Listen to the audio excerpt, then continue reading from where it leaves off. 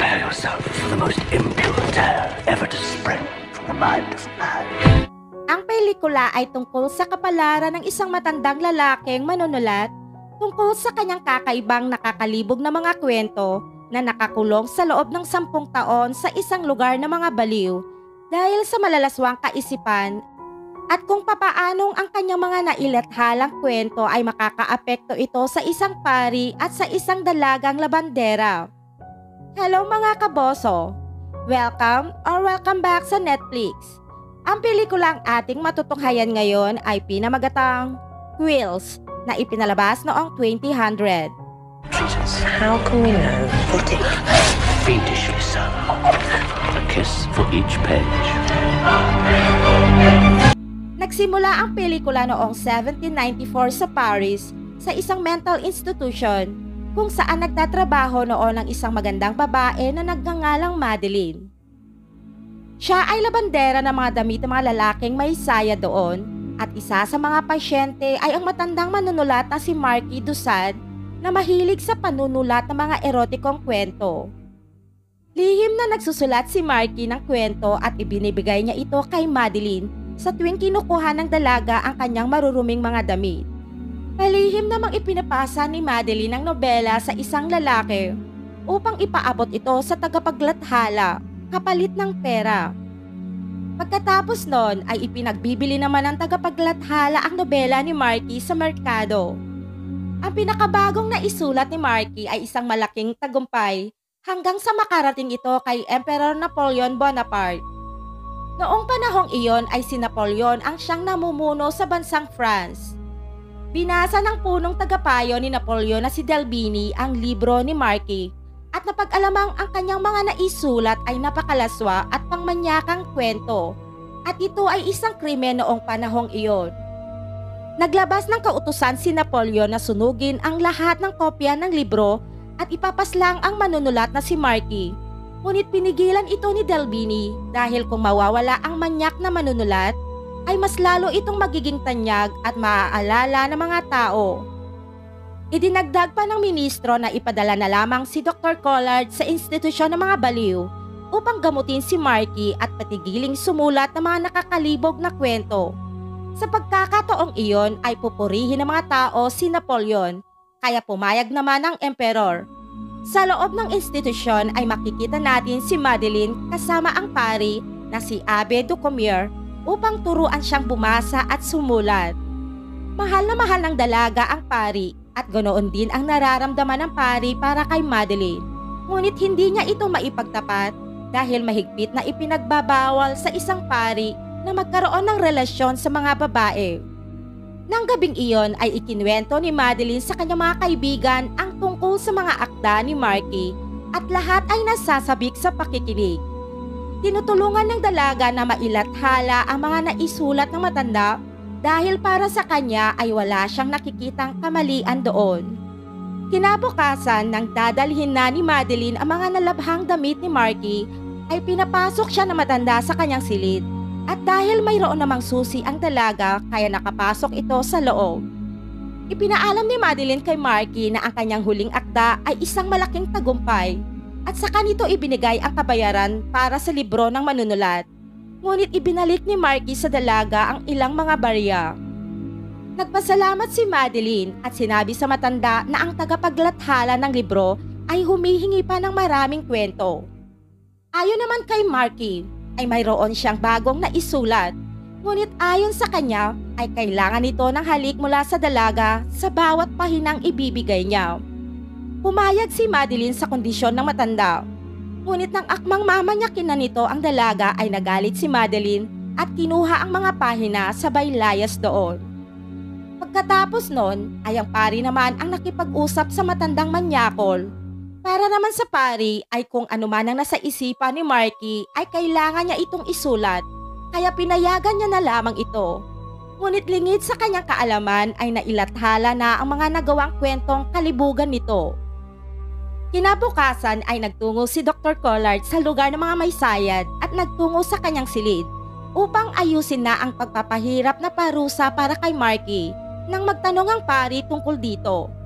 Ipinaalam ng doktor na si Marky ay ibinebenta ang kanyang kwentong kalibugan sa merkado. Nang malaman iyon lahat ng pari ay nagalit siya at nakiusap sa doktor na bigyan niya ito ng isa pang pagkakataon upang makausap ang manunulat na itigil na nito ang kanyang ginagawa. Diretsyong tinungo ng pari ang matandang malibog at sinigawan ito. Sinabihan niya ito na itigil na ang paglalathala ng kanyang mga akda at kung hindi ay lahat ng kanyang mga kagamitan sa panunulat ay tatanggalin sa kanyang silid. Pagkatapos ng paghihikayat ng pari, nagkunwaring ipinangako sa kanya ni Marky na hindi na siya magsusulat ng ganoong kwento. At pagkatapos ay nagpunta ang pari sa doktor at sinabi na sumang-ayon na ang matanda sa kanyang pakiusap. Pagkatapos noon ay nagtungo si Dr. Collard sa bahay ampunan upang kunin ang kanyang magiging asawa na isang ulila at mas bata sa doktor at ang pangalan nito ay Simon. Sinabi ng madre kay Simon na dapat ay maging masaya siya dahil may nais pakasalan ng isang ulilang babaeng katulad niya. Kung hindi, habang buhay na siyang maninirahan sa bahay ampunan. Pagkatapos ay iniuwi na ng doktor si Simon sa kanyang bahay. Sa bahay ng doktor naman ay makikita ang isang batang arkitekto na binigyan ng tungkulin na ayusin ang mansyon ng doktor. Hiniling sa kanya ng doktor na maglagay ng bakal sa mga bintana sa silid ni Simon at maglagay ng pintuan na nagbubukas lamang mula sa labas.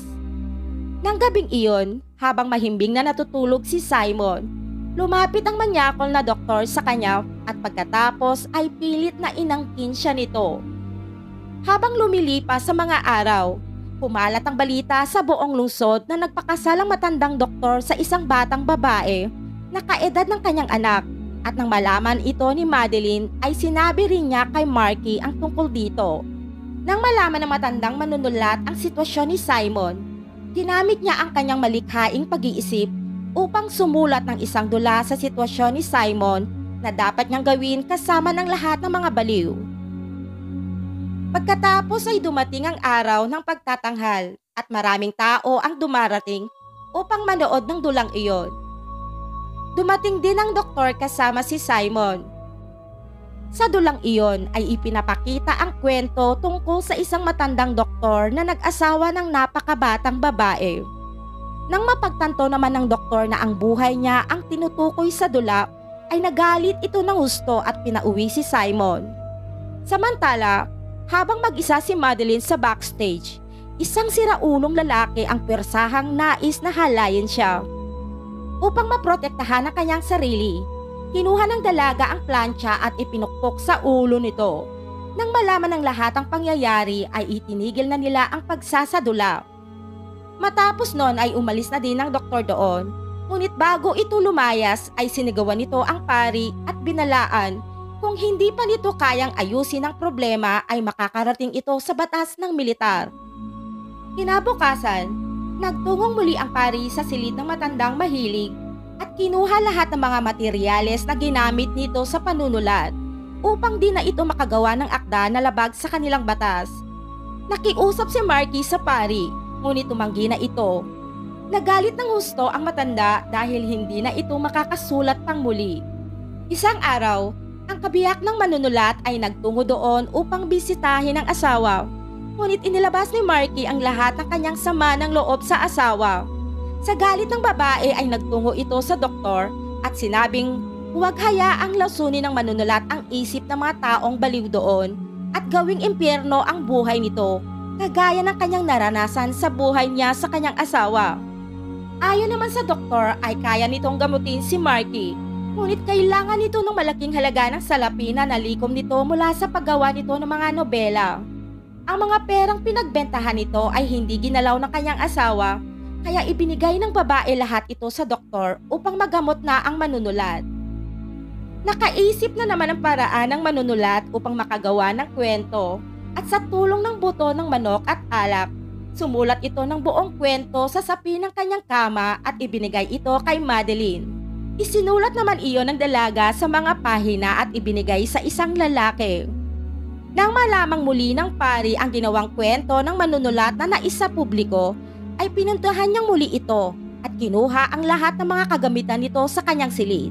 Ngunit sa kabila nito, Hindi pa din nagpaawat ang malibog na manunulat kaya sumulat muli ito gamit ang kanyang damit at dugo. Kinuha ito ni Madeline, ngunit nahuli siya ng isang katulong na si Charlotte na umalis sa silid ng manunulat kaya nagsumbong ito sa doktor na tinutulungan ng dalaga ang manunulat upang maisa publiko ang mga akda nito kahit na kinuha na lahat ng pari ang mga kagamitan nito. Dahil nabisto na si Madeline, pinatawan siya ng parusa sa harapan ng publiko sa pamamagitan ng paghampas sa kanya ng latigo. At nang malaman ito ng pari ay nagtungo ito doon upang akuin ang mga kasalanan ng dalaga. Pumayag itong siya na ang hampasin ng latigo sa halip na si Madeline. Ngunit alam ng doktor ang lahat kaya pinalaya nito ang pari. Nagdesisyon ng pari na paalisin na si Madeline sa mental asylum. Nang gabi ding iyon ay pinuntahan ng dalaga ang pari sa silid nito at sinabing ayaw nitong mawalay sa kanya dahil mahal niya ito. Pagkatapos ay hinalikan ni Madeline ang pari, ngunit pinigilan siya nito at sinabihang isa siyang pari at bawal iyon para sa kanila. Napahiya ang dalaga at tumakbo na lamang. Sa kabilang banda naman, makikita si Simon, ang asawa ng doktor na nagbabasa ng libro ng manunulat.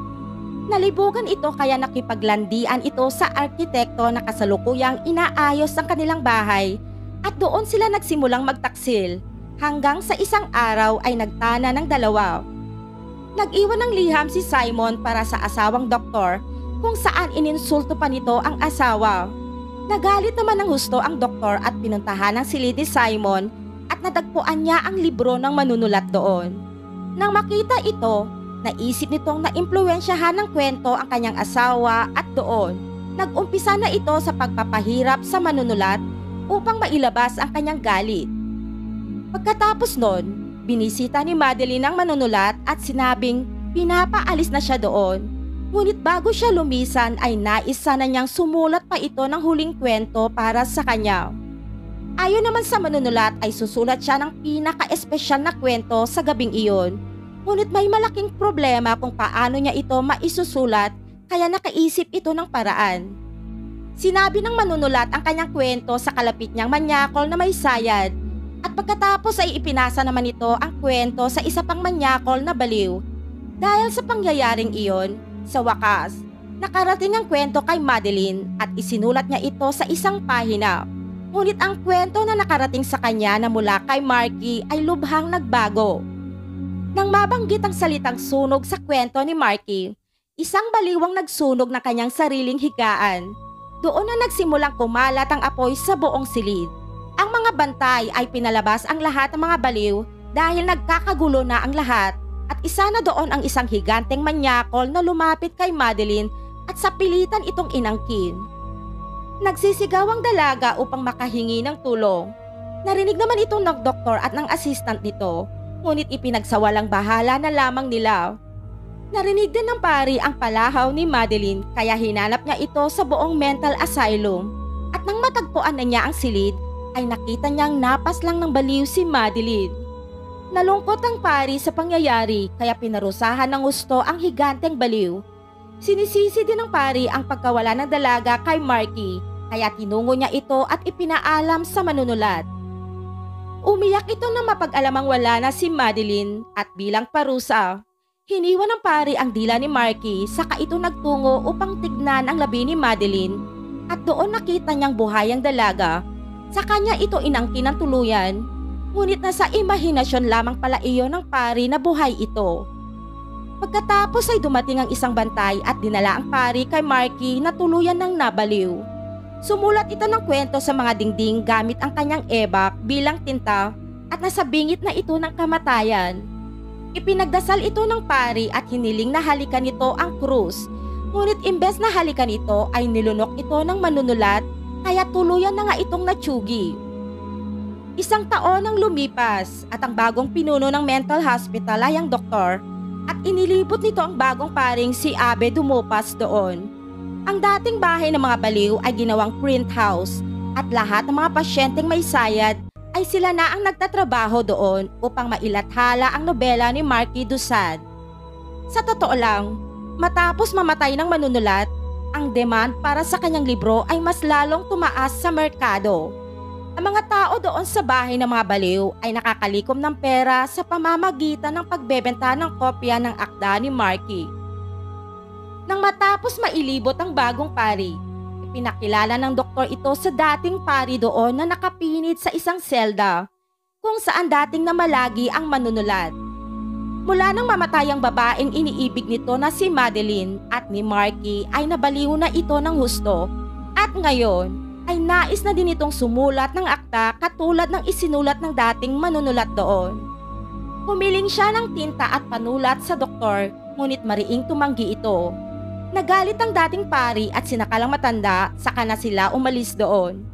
Hindi naman nagtagal ay nagtungo doon ang bulag na ina ni Madeline upang ibigay ang mga damit nito at palihim na binigyan ito ng papel at panulat at doon na ito nagsimulang sumulat ng kwentong Kalibugan.